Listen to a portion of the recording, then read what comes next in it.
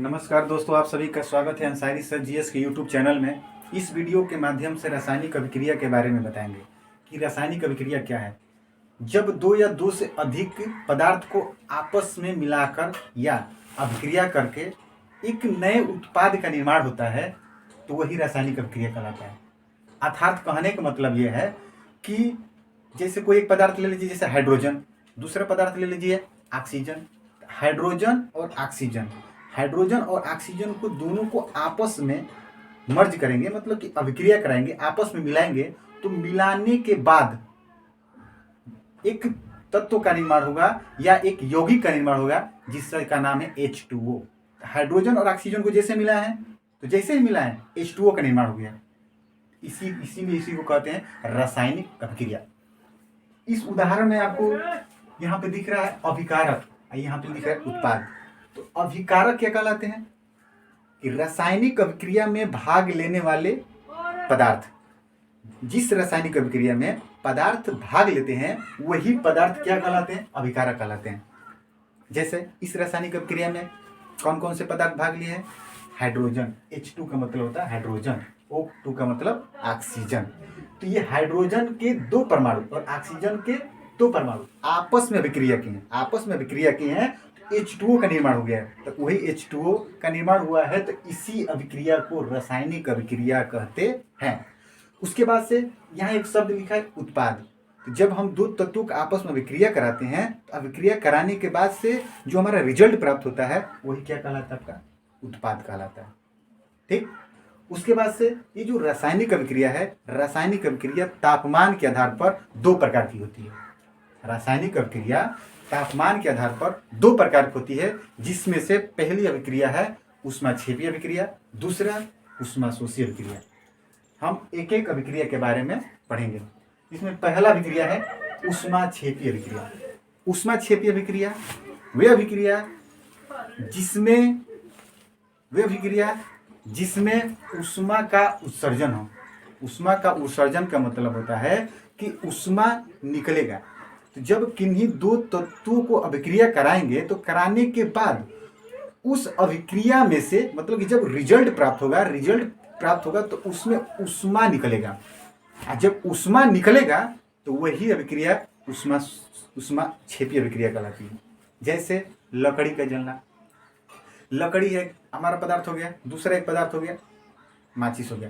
तो माचिस को और लकड़ी को दोनों को आपस में मिलाते हैं। मिलाने का मतलब हुआ कि जब माचिस जैसे ही जलाते हैं तो लकड़ी जल जाती है। लकड़ी जैसे ही जलती है तो जैसे ही जलेगी तो एक तो अभिक्रिया हो गई माचिस और लकड़ी में।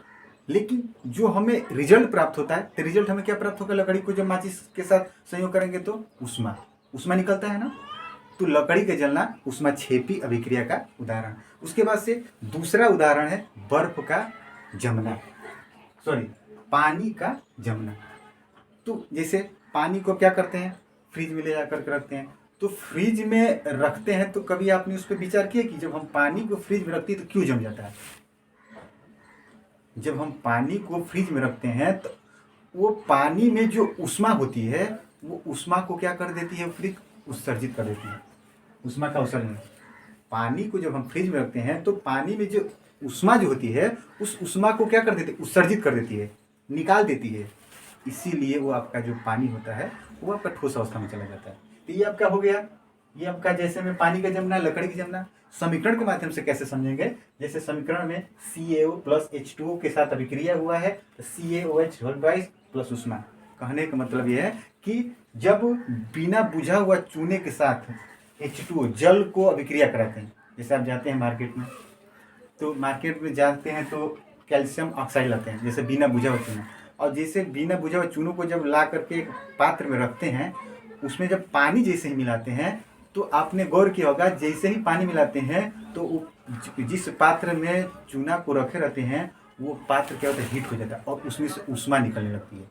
तो उसमें से ऊष्मा निकलने लगती है क्यों? क्योंकि उसमें से क्या होता है, ये दोनों आपस में अभिक्रिया किए हैं तो उसमें ऊष्मा का उत्सर्जन हो रहा है। तो उसमें से क्या हो रहा है? ऊष्मा निकल रही है। कैल्शियम ऑक्साइड, जिसको बिना बुझा हुआ चूना, और H2O दोनों अभिक्रिया हुआ है तो क्या निकला इसमें? Calcium hydroxide. कैल्शियम हाइड्रोक्साइड को कहते हैं बुझा हुआ चूना, और उसमें से क्या निकलता है? ऊष्मा। उसमें से जब बाल्टी में देखेंगे पानी जैसे डालेंगे तो भाप टाइप का निकलता है, तो वही अभिक्रिया क्या कहलाती है? ऊष्माक्षेपी। ऊष्माक्षेपी अभिक्रिया, ऊष्माक्षेपी अभिक्रिया ऐसे अभिक्रिया कहलाती है जिसमें अभिक्रिया कराने के बाद से ऊष्मा का उत्सर्जन होता है या ऊष्मा निकलता है, उस अभिक्रिया को ऊष्माक्षेपी अभिक्रिया कहते हैं। ठीक, उसके बाद से दूसरे नंबर पर आता है ऊष्माशोषी। ऊष्माशोषी अभिक्रिया क्या कहलाता है? ऊष्माशोषी अभिक्रिया वे अभिक्रिया जिसमें ऊष्मा का अवशोषण हो, मतलब कि जब किन्हीं दो तत्वों को आपस में अभिक्रिया कराएंगे तो अभिक्रिया कराने के बाद ऊष्मा का क्या कर अवशोषण हो, मतलब ऊष्मा को क्या कर लेगा? ऑब्जर्व कर लेगा।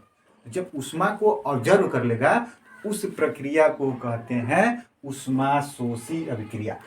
जैसे बर्फ का पिघलना, बर्फ का पिघलना ऊष्माशोषी अभिक्रिया का उदाहरण है। जैसे बर्फ को जैसे आप इन्वायरमेंट में रखते हैं, वातावरण में रखते हैं, तो जैसे रखते हैं तो वो क्या करता है? इन्वायरमेंट से अभिक्रिया करता है, इन्वायरमेंट से अभिक्रिया करता है। और जैसे इन्वायरमेंट से अभिक्रिया करता है तो इन्वायरमेंट वो क्या करता है? ऊष्मा, जो इन्वायरमेंट का जो ऊष्मा होता है, उस इन्वायरमेंट ऊष्मा को वो पानी क्या करता है? अवशोषित कर लेता है।